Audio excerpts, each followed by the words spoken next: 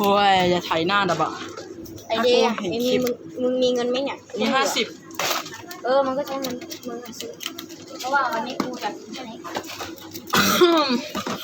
ไอ้เหี้ยไม่ใช่ฝาในฝาถังเมื่อวานนะเนี่ย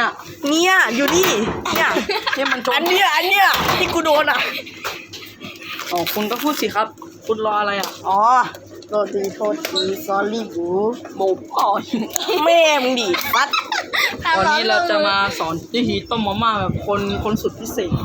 คนอินเดียกันอื่นนะเราก็ต้องเทน้ำนะ เปิด ยังไงวะเอามันได้มามาเดี๋ยวกูเป็นคนถ่ายเองมาเดี๋ยวกูเป็นคนถ่ายเอง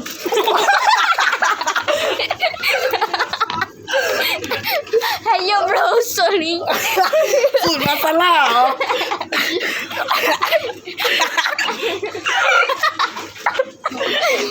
ไอ้เหี้ยดิ